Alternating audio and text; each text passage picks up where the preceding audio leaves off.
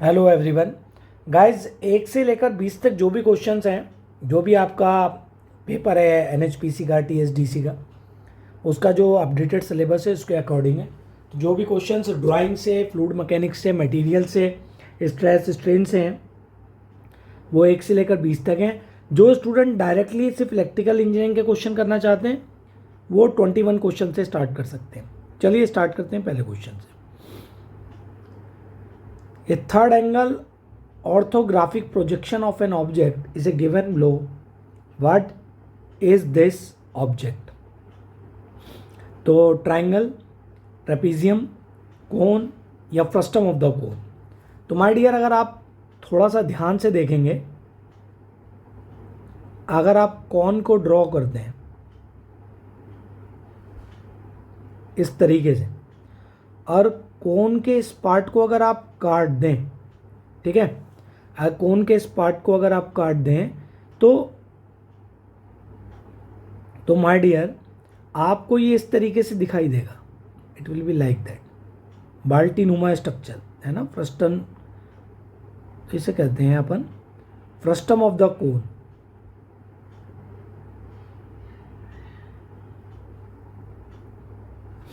ठीक है। और अगर आप इसे थर्ड एंगल पे देखें, मतलब अगर आप इसे टॉप व्यू से अगर आप देखेंगे, तो जब आप इसे टॉप व्यू से बनाएंगे तो भाई यहां पर आपको एक सर्किल दिखाई देगा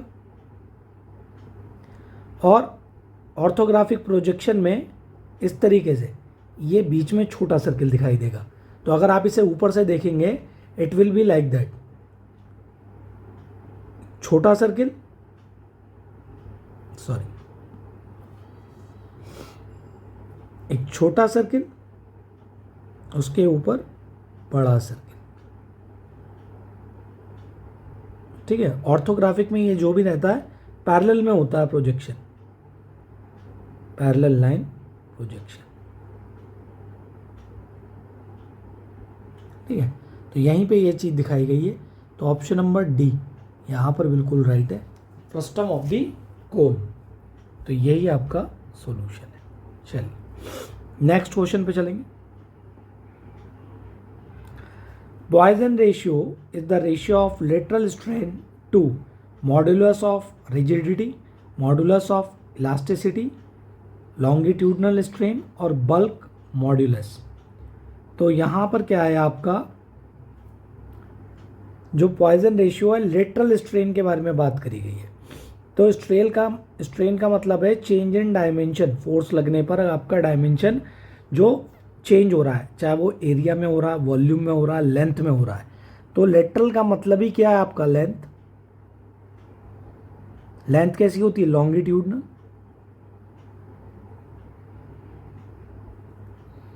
तो change in length over length L, तो it will be called longitudinal strain.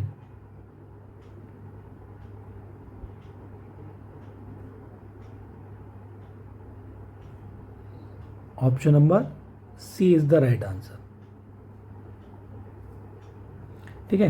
तो ये क्या था भाई, स्ट्रेन की डेफिनेशन ये rate of change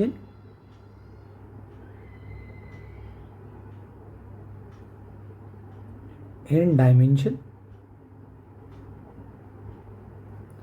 to the original dimension.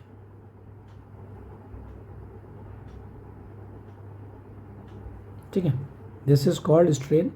और ये है आपका lateral strain to longitudinal strain. चलिए, यही आपका पॉइजन रेशियो बनता है। Next, tangent draw to instantaneous velocity in a flow fluid is called dash line, time, path, stream, streak.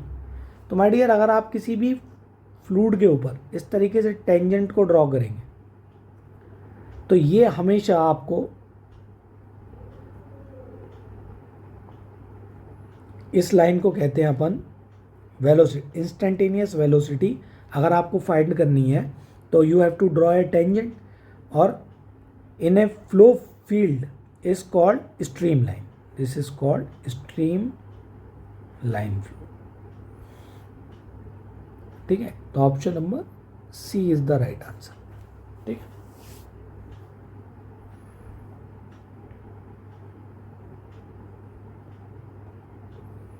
Question number 4, a circular member of area 100 millimeter square, length 100 meter is exerted by a force 5000 Newton.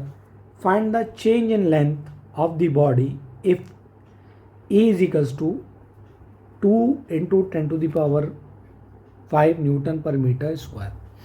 तो इसका simple formula है, change in length निकालना है, pressure force into length area multiply by E. सारी value को यहाँ पर रख दो आप, 5000, 1000, 100, 10 का पावर 5, तो it will get cancel out. ऊपर 6, 2.5, तो ये वैल्यू आ गई 0.25 मीटर। आंसर देना है आपको मिलीमीटर में, तो एरिया आपको दिया गया, तो it will B 250 millimetre. Convert कर लो, तो option number A is the right answer.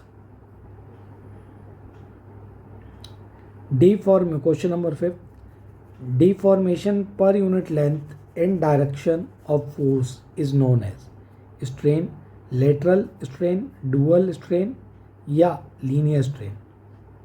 तो यहाँ पर यूनिट लेंथ की बात की गई है, ठीक है, तो जब लेंथ की बात हो रही है it will become linear strain.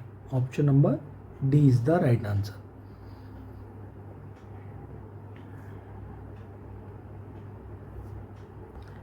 Top view of a right cylinder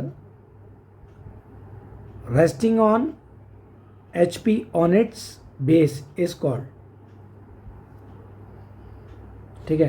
अगर आप इसे टॉप व्यू से देखेंगे, देखो एग्जामिनर कुछ नहीं कहना चाह रहा, हाई पॉइंट से अगर आप देखें, टॉप व्यू देखें अगर आप इसका सिलेंडर के बेस का, तो आपको ऊपर से देखने पर क्या दिखाई देगा? ऑर्थोग्राफिक प्रोजेक्शन डालो यहाँ, एक सर्किल है ना, यही आपको दिखाई देगा, यही आपका सॉल्यूशन है। Option number B is the right answer, circle is the right answer. Question number 6, in the orthographic projection projections lines are dash to each other. अभी मैंने आपको बताया था, मान लो अगर आप, ये एक बक्सा है,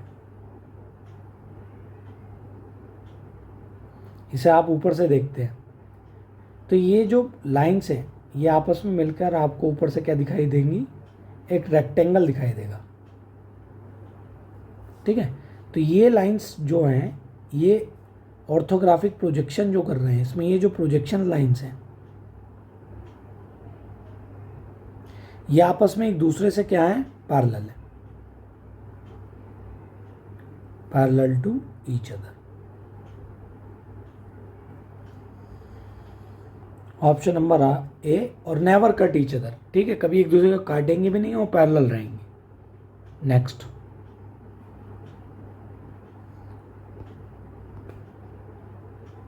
hooks law hold good up to the limit of proportionality, break point, lateral strain या डुअल स्ट्रेन।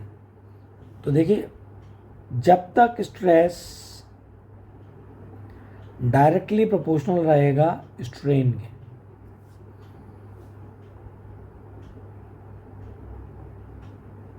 ठीक है, तब तक यहां पर हुक्स लॉ वैलिड रहता है। यानी ये जो प्रोपोर्शनलिटी है, इसके अगर डायरेक्टली प्रोपोर्शनल है, जब तक स्ट्रेस डायरेक्टली प्रोपोर्शनल है स्ट्रेन के, तो तब तक आपका हुक्स लॉ वैलिड रहता है। Option number A is the right answer. बताएं, थोड़ा सा बड़ा कर लेते हैं, आपको क्लियर दिखाई दे। Select the correct isometric view corresponding to the following orthographic view, ठीक है। तो देखिए, आपको क्या करना है, दिमाग दौड़ाना है। एक प्रोजेक्ट दिया हुआ है, इसे साइड से, टॉप से, ठीक है, हर जगह से आपको तीनों जगह से दिखाया गया है। तो अगर आपको ये इस साइड से अगर आप इसे देखें इस तरफ से, तो यार जाहिर सी बात है ये आपको सर्किल दिखाई देगा, राइट।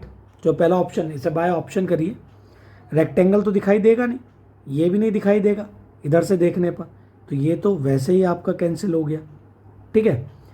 और ऊपर वाला जो है, ऊपर आपका क्या है, इट विल बी रेक्टेंगल, सामने ही दिख रहा है, तो ये भी नहीं होगा। तो ऑप्शन ए होने की चांसेस सबसे ज़्यादा हैं। अगर आप यहाँ पर देखें तो आपको इस तरीके से दिखाई देगा ये, और ये बाहर की तरफ ऐसे निकला हुआ दिखाई देगा। तो पहली जो पिक है उसी से क्लियर हो रहा है, ऑप्शन नंबर ए जो है वो राइट है। अब अगर आप सेकंड इधर वाले को इधर से देखें तो बिल्कुल सही है, ये सर्किल बाहर की तरफ ऐसे निकला हुआ दिखाई दे रहा है, इधर से ये बाहर का स्क्वायर दिख रहा है, और ये वाला पार्ट ऊपर से रेक्टेंगल दिख रहा है। तो इसलिए आप ऐसे करके इस सवाल को कर सकते हैं। बहुत आसान सवाल है, ठीक है, इतना घबराने की ज़रूरत नहीं है। बस आपको अपनी जो क्या कहते हैं इमेजिनेशन पावर है उसका इस्तेमाल करना है कि चीज़ कैसे दिख रही है। ऊपर से देख रहे हैं बिल्कुल स्क्वायर, तो आप ऐसे करके बड़ी आसानी से कर सकते हैं क्वेश्चन को। Next, gauge pressure is absolute pressure minus atmospheric pressure, absolute pressure plus atmospheric pressure, option C atmospheric pressure minus absolute pressure, या option D none of these. ये प्रीवियस ईयर भी में भी आया हुआ है एनएचपीसी के, ठीक है, प्रीवियस ईयर क्वेश्चंस में भी है। तो इस सवाल को ज़रूर कर लेना, एक बार देख लेना। तो देखो एब्सोल्यूट प्रेशर क्या होता है आपका,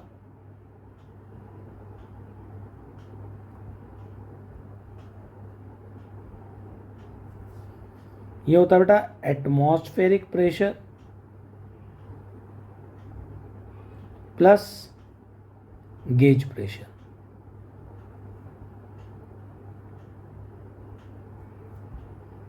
atmospheric pressure plus gauge pressure. तो आपसे पूछा गया है गेज प्रेशर, तो गेज प्रेशर क्या हो जाएगा, बस absolute pressure minus atmospheric pressure. Option number A is the right answer.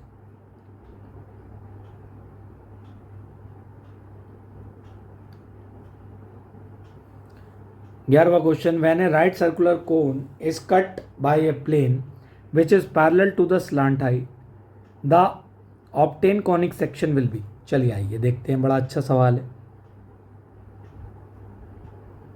कौन बना लो बेटा, तो ना चीज़ें, ये स्लांट हाइट है ना, सॉरी स्लांट हाइट होती है वाली,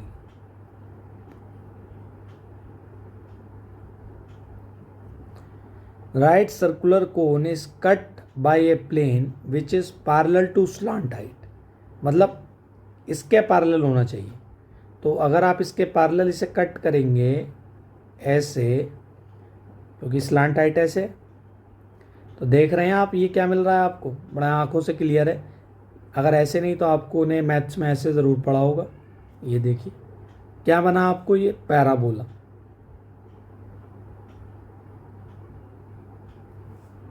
ठीक है, it is called parabola. Option number C is the right answer.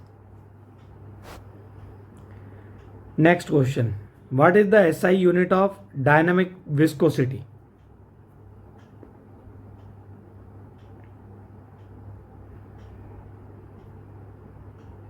Direct है बेटा ये तो, option number C pascal second. Calculate the absolute pressure of a water at a depth of 100 metre from the free surface, A B C D सब आपको option दिए गए हैं, क्या होगा राइट आंसर। तो आपको सबसे पहले क्या निकालना है, एब्सोल्यूट प्रेशर के लिए गेज प्रेशर आपको निकालना होगा। तो गेज अभी बताया था मैंने आपको, absolute pressure equals to atmospheric pressure plus gauge pressure, तो rho into G into H. पानी की डेंसिटी 1000, जी का वैल्यू 9.8 मीटर पर सेकेंड, एच का वैल्यू 10। तो ये वैल्यू आई आपके पास 98.1 किलो न्यूटन पर मीटर स्क्वायर। ठीक है, ये वैल्यू आई।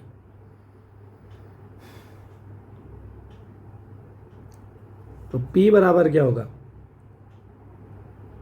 P atmospheric plus P gauge. Atmospheric का वैल्यू आपको दिया गया है 101.213 प्लस 98.1। ठीक है, इसे ऐड करिए और आंसर ले लीजिए, क्या हो जाएगा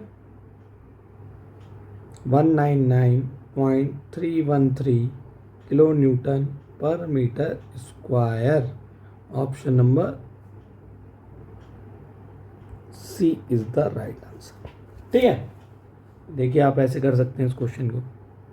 next, surface tension can be define as, option A the force acting on the surface of a liquid in contact with ground, गलत। Compressive force acting on a compressive force तो नहीं होती है, कंप्रेसिव नहीं होती भाई। Tensile force acting on a surface of a liquid in contact with gas, बिल्कुल सही, टेंसाइल फोर्स होती है। Option number C is the right answer. ठीक है, tensile force acting on a surface of a liquid in contact with gas.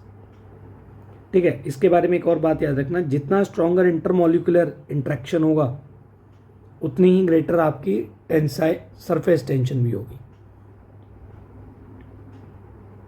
Stronger intermolecular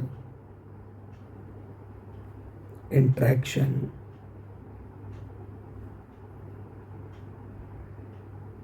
greater the surface tension।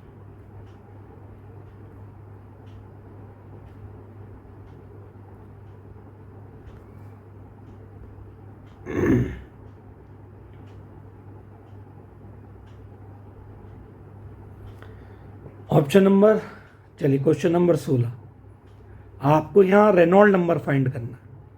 A spherical particle of a diameter 4.4 millimetre is falling in water with a velocity of 0.4 metre पर second, the Reynold number is. तो Reynold number का formula आप सबको पता होना चाहिए, rho V D by mu. तो पानी की डेंसिटी 1000 सर जी। ठीक है, यहाँ पर वेलोसिटी 0.4, डी 0.4 इंटू 10 का पावर माइनस का 3, 8.9 इंटू 10 का पावर माइनस का 4। तो Reynold number equals to 180 is the right answer. Option number C is the right answer. The losses are more in which type of flow, laminar flow, transition flow, turbulent flow या critical flow, क्या right answer होगा। तो देखिए losses जो हैं सबसे ज़्यादा, नाम से टर्बुलेंस जिसमें सबसे ज़्यादा है, ठीक है, उस फ्लो में लॉसेस भी सबसे ज़्यादा हैं। लॉसेस हैं इसलिए टर्बुलेंस है, sorry. Option number C. Next, a bar of 2 meter square cross sectional area is subjected to 150 Newton force as shown in figure. What will be the stress developed in the bar? ठीक है, बार में stress, अरे यार stress मतलब pressure, force acting per unit area. ठीक है, यही pressure है, टेंसाइल प्रेशर लग रहा है क्योंकि खींच रहा है, कंप्रेशन है नहीं यहाँ पर। तो स्ट्रेस बराबर हो गया F बाय ए,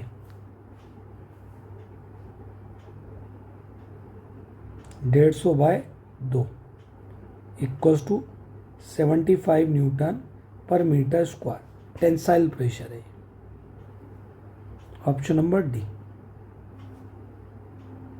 चलिए, Bernoulli's equation is applied to orifice meter, pilot tube meter, venturi meter. तो पहला होमवर्क जो मैं आपको दे रहा हूं, अगर आप इलेक्ट्रिकल स्टूडेंट हैं, ऑरिफेस मीटर का कहाँ यूज़ करते हैं, पायलट ट्यूब मीटर का इस्तेमाल कहाँ करते हैं, वेंचुरी मीटर का कहाँ इस्तेमाल करते हैं। और इन तीनों के अंदर जो एप्लीकेशन है वो है बेटा बर्नौली इक्वेशन का।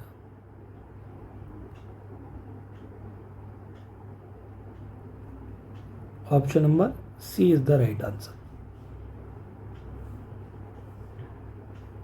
P बराबर rho g plus v square by 2g plus 2 equals to constant. भाई कि कौन से नियम को फॉलो करती है, एनर्जी कंजर्वेशन नियम को।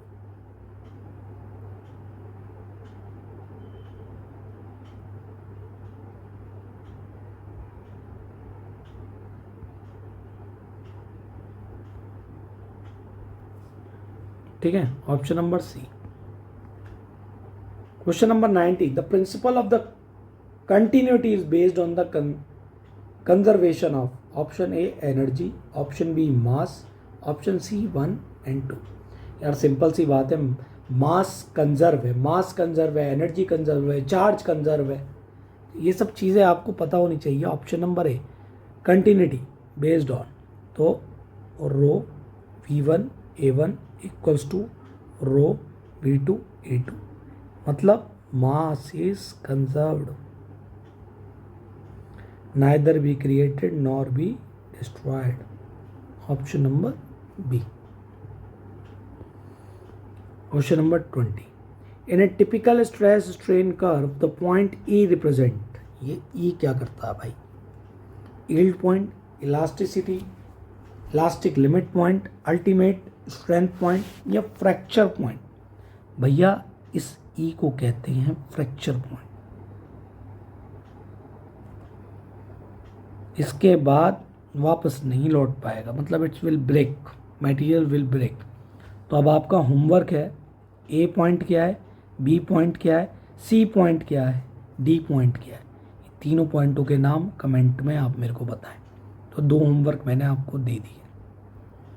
ये इलेक्ट्रिकल स्टूडेंट याद रखें, बहुत इंपॉर्टेंट है ये, चाहे आरआरबी, जेई हो, सीनियर सेक्शन कोई भी एग्ज़ाम हो या जनरल साइंस का कोई भी हो, हमेशा ये वाला ग्राफ ज़रूर आता है। नेक्स्ट क्वेश्चन, अब आ गए हम अपने इलेक्ट्रिकल के क्वेश्चंस पे। ठीक है, चलिए शुरू करते हैं। क्वेश्चन नंबर 21 से इलेक्ट्रिकल इंजीनियरिंग के क्वेश्चन है। तो पहला, दूसरा, तीसरा, चौथा मिलान करना आपको। तो सेपरेटली एक्साइटेड मोटर, भाई साहब चौथे का ए, सीरीज का अलग अलग रंग का इस्तेमाल करेंगे, बी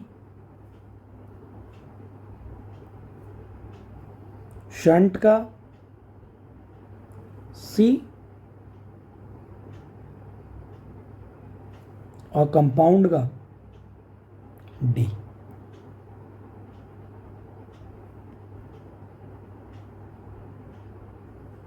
तो देख लेते हैं, पहले का चौथा, दूसरे का सी, तीसरे का बी और चौथे का ए, पहले का D, sorry D C A B, D C B A, sorry option number C is the right answer, है ना। तो देखो ये है सेपरेटली एक्साइटेड वाइंडिंग, ये सीरीज एक्साइटेड, ये है शंट एक्साइटेड और ये है आपकी कंपाउंड। चलिए सही क्वेश्चन था, ऑप्शन नंबर, क्वेश्चन नंबर 22 चलते हैं। एम्पियर टर्न 22 कितना आसान है, read as ampere, ATS ampere turn. ठीक है, खुद ही क्वेश्चन में आंसर खुद ही दे दिया है, MMF इक्वल्स टू NI। ठीक है, टर्न और ampere called as ampere turn. Option number A is the right answer. Next, the insulation resistance of installation is measured by multimeter, wheat stone bridge, earth tester या megger. भाई insulation resistance megger से नापा जाता है। Option number D. Speed कितनी होती है इसमें, कितने पे वोल्टेज जनरेट करता है, 160 आरपीएम पे। ठीक है। मूविंग कॉयल डिवाइस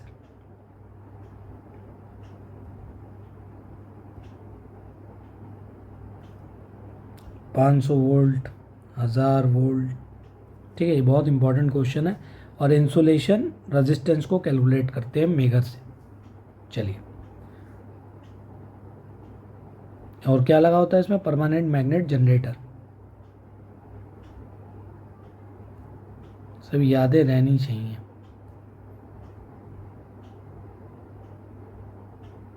ठीक है, एक जनरेटर भी होता है। Next, if A common base DC current gain of BJT is 0.98, its common emitter DC current gain is, so beta बराबर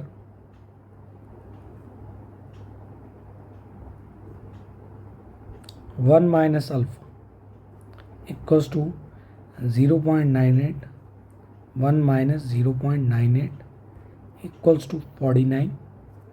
ठीक है, तो option number B is the right answer.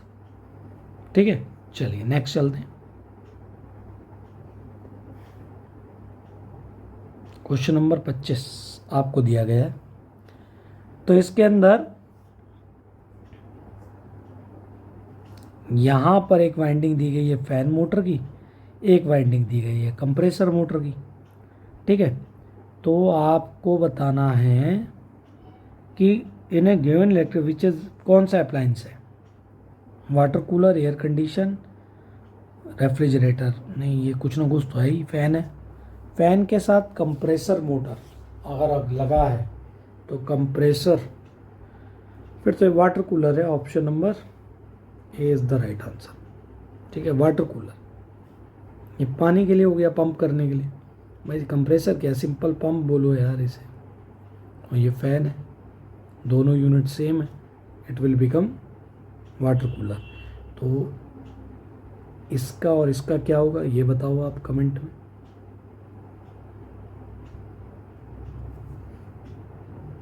Next, 3 resistance of conductance 0.1 Siemens, 0.4 Siemens, 0.5 Siemens are connected in parallel. Calculate the equivalent resistance। अरे यार देखो, 0.1 S, 0.4 S, 0.5 S। तो यहाँ conductance कितना हो गया, सभी को ऐड कर दो।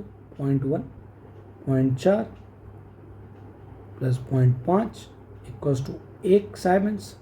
और रेजिस्टेंस बराबर क्या होता है, 1/G, 1/1 equals to 1 ohm. Option number A is the right answer.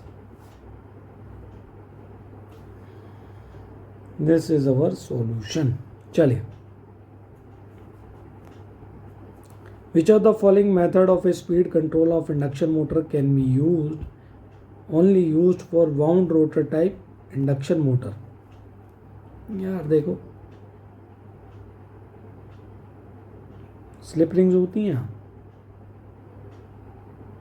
In slip ring से अपन रेजिस्टेंस लगा के तीनों को आपस में शॉर्ट सर्किट कर देते हैं, R1, R2, R3।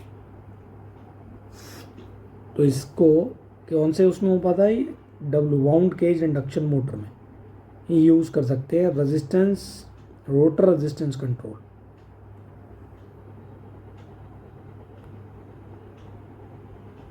Option number C is the right answer. Next, a moving coil galvanometer can be converted into a voltmeter by connecting a suitable, option A B C D. क्या होगा भाई, series में एक high amount of resistance को आप क्या कर दो, कनेक्ट कर दो। ठीक है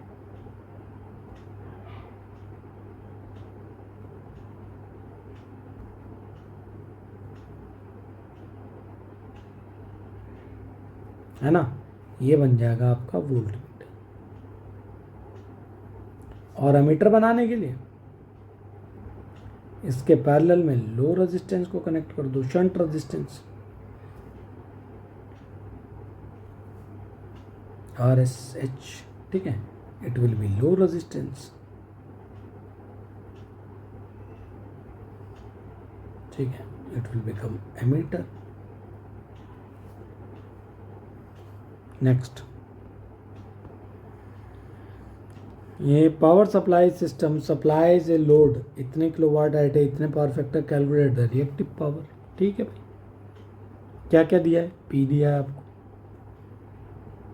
800 किलोवाट, कॉस फाई आपको दिया है 0.8, है ना। रिएक्टिव पावर आपको निकालनी है, तो सबसे पहले S निकाल लो, P बाय कॉस फाई से 800 डिवाइडेड बाय 0.8, 1000 किलोवाट, है ना। बस Q बराबर 1000 माइनस का 800 का square equals to 600 kVAR। Option number है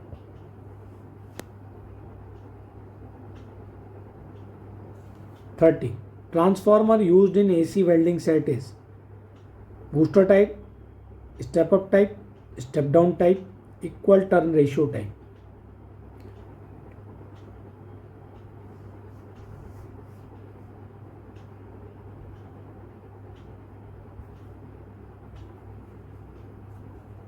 तो देखो, इसके लिए अपने को चाहिए भाई, वेल्डिंग के लिए कॉन्सेप्ट से समझो, हीट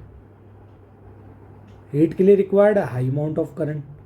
करंट अगर ज़्यादा चाहिए तो वोल्टेज कम चाहिए, वोल्टेज कम चाहिए तो नंबर ऑफ टर्न्स कम चाहिए आउटपुट में।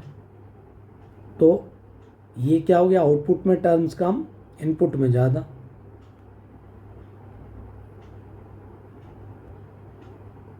It will B step down transformer.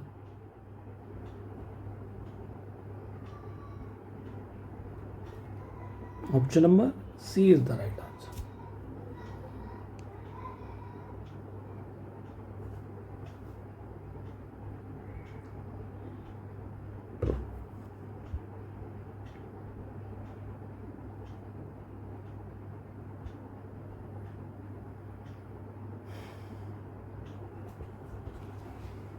चलिए, which curve represent the correct relationship between efficiency and current of A DC generator. देखो यार, सिंपल सी बात है, अगर लोड करंट बढ़ेगा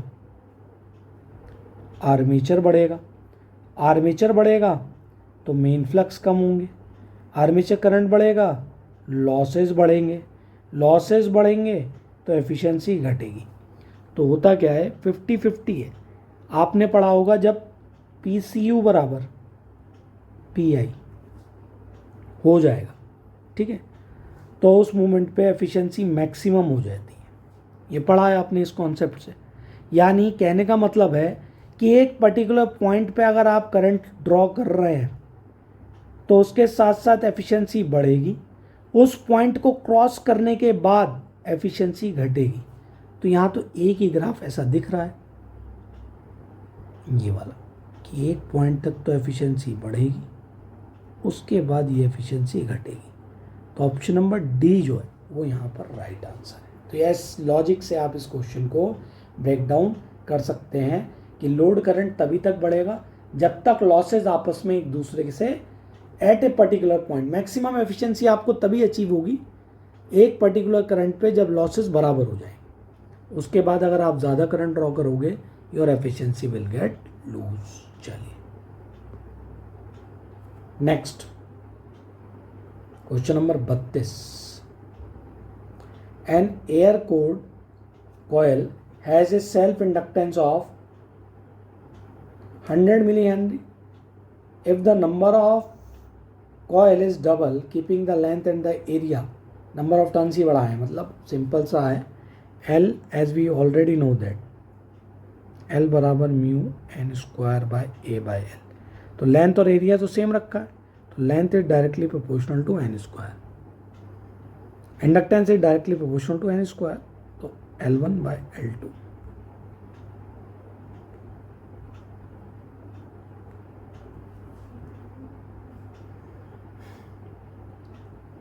if the number of coil is double, ठीक है, तो पहले एक थी अब दुगनी कर दी, तो मतलब 4 गुना हो गई।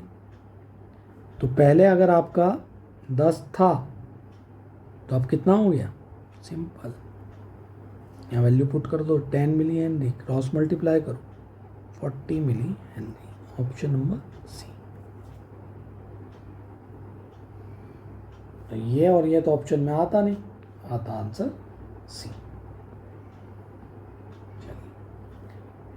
If an balanced bridge circuit of a given figure, find the potential voltage difference VBD that exit across the open switch। ठीक है,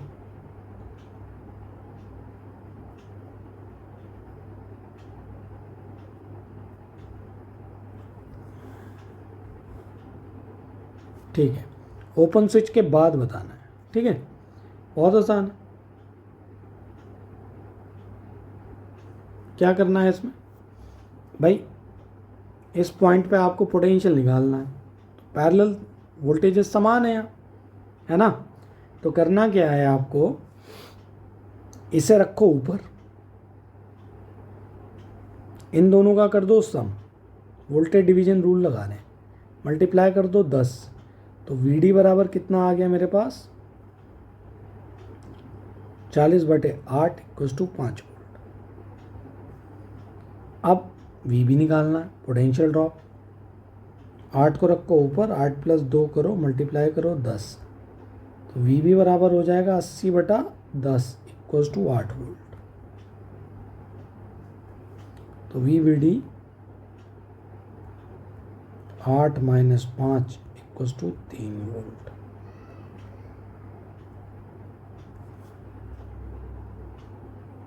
ठीक है, ऐसे आप इसे कैलकुलेट कर सकते हैं। Which of the following is the correct statement with respect to energy. Energy can be destroy, sorry guys, energy can be destroyed, energy can be stored, energy can be created, energy can be transferred from one form to another form। Option number D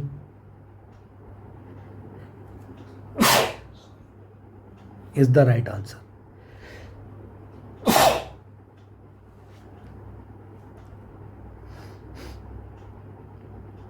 ठीक है guys, तो law of energy conservation. बारिश इतनी हो रही है, बारिश में भीग जाओ तो जुकाम हो जाता है। सभी ध्यान रखना, पेपर से पहले 8-9 दिन जो बचे हैं उसमें अपनी सेहत का ध्यान रखना। Option number D is the right answer. चलिए नेक्स्ट क्वेश्चन। भाई, a single phase load is supply by a single phase voltage source if the current flowing from the load to the source, मतलब हम ये कह रहे हैं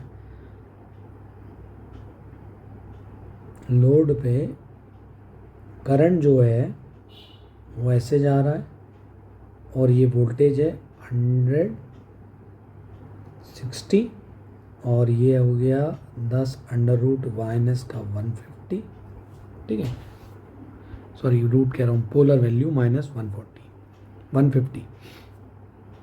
तो आपको ये बताना है कि लोड एब्जॉर्ब कर रहा है पावर या डिलीवर कर रहा है।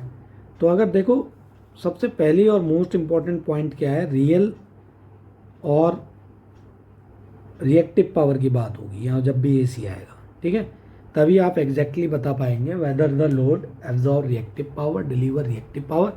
तो कैसे इसे कैलकुलेट अपन कर सकते हैं।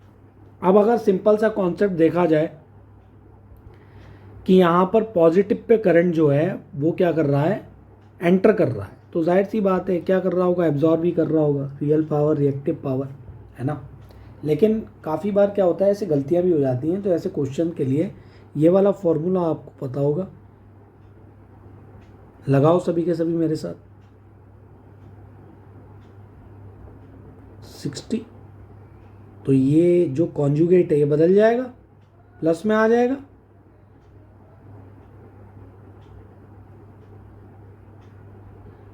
एक 1210।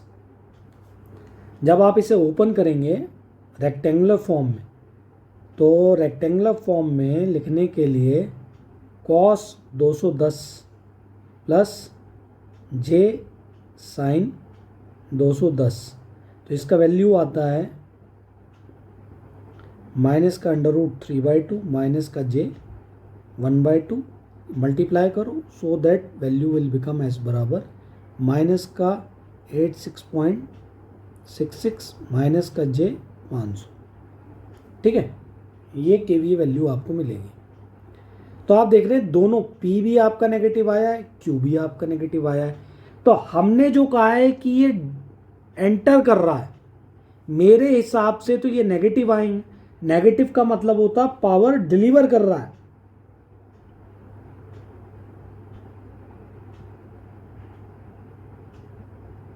नेगेटिव आए हैं तो डिलीवर कर रहा है, लेकिन मुझे आंसर एग्जामिनर के अकॉर्डिंग देना है। वो कह रहा है कि करंट जो है एंटर कर रहा है, तो ये कह रहा है ऑलरेडी कि ये पावर को एब्जॉर्व कर रहा है। तो ओरिजिनली लोड जो है डिलीवर कर रहा है, बट आंसर एग्जामिनर के हिसाब से देना है, क्योंकि वो ऑलरेडी इस लाइन में आपसे कह चुका है current flowing from load to source. ठीक है, from load to source, sorry load to source है, तो सोर्स कितना है, तो if the voltage at the load terminal is this it will be like that. ठीक है, ऐसे। तो यहाँ पर नेगेटिव डिलीवर डिलीवर। ठीक है, तो इसका हो जाएगा आंसर, आप ऐसे भी कर सकते हैं, P डिलीवर बराबर P एब्जॉर्ब। तो जो डिलीवर आया उसका अपोजिट कर दो, तो इसे कर दो P एब्जॉर्ब Q एब्जॉर्ब। ठीक है, so that answer will become option number B is the right answer. ठीक है, चलिए आगे बढ़ते हैं। Question number 36, thermistor has a property of. तो देखो ये दो शब्दों से मिलकर बना है, टेम्परेचर प्लस रेजिस्टेंस। मतलब टेम्परेचर चेंज करने पर रेजिस्टेंस का वैल्यू क्या हो रहा है, चेंज हो रहा है। Option number C is the right answer, so that we called is NTC, negative temperature coefficient. ठीक है,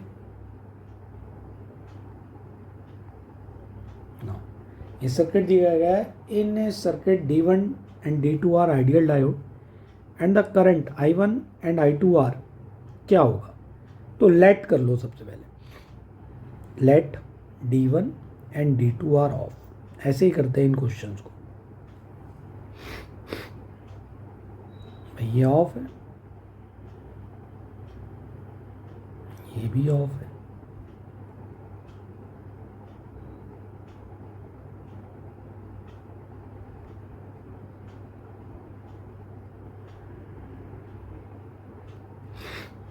सेवन वोल्ट 3 वोल्ट। तो देखो यहाँ पर क्या होगा, 7 वोल्ट आएगा। ठीक है, तो अगर आप यहाँ ध्यान से देखें,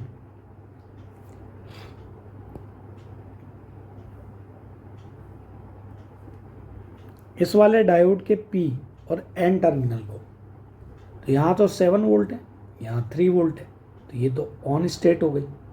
और यहाँ पे P टर्मिनल पर 7 वोल्ट है और N टर्मिनल पे भी 7 वोल्ट है, मतलब सेम वोल्टेज पोटेंशियल है।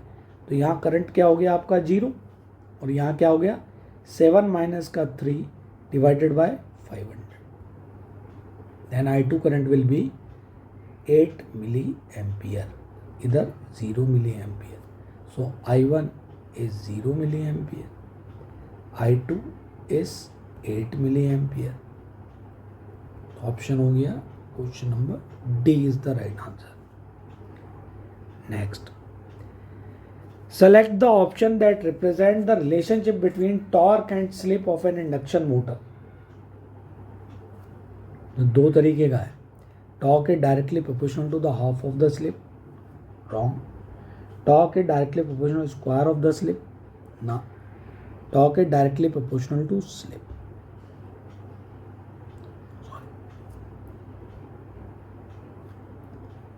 स्लिप. टॉर्क इज इंडिपेंडेंट नहीं. तो देखो ये बिल्कुल सही है. एट लो स्पीड, याद रखो, एट लो स्पीड पर टॉर्क डायरेक्टली प्रोपोर्शनल होता है स्लिप के. ठीक है. When the speed is increases, ठीक है, slip will get reduces. So at that time it will be inversely proportional relationship.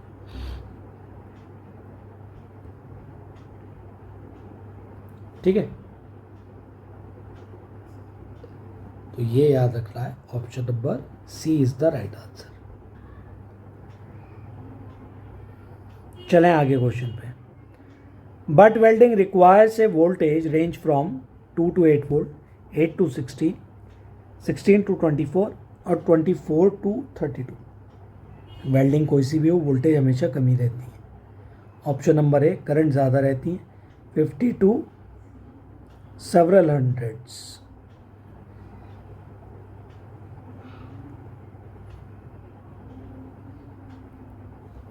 Option number A, when the direction of rotation of a 3-phase induction motor is reversed. क्या करना पड़ता है आपको? Phase. भाई अगर आपका ए बी सी फेस है, it will become A C B या आर वाई बी. तो किन्हीं दो फेस को आपस में इंटरचेंज कर दो. So your induction motor will become reverse.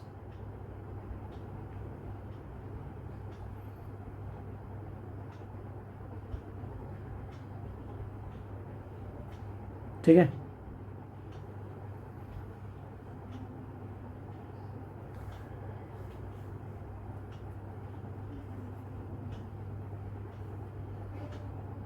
Option number A.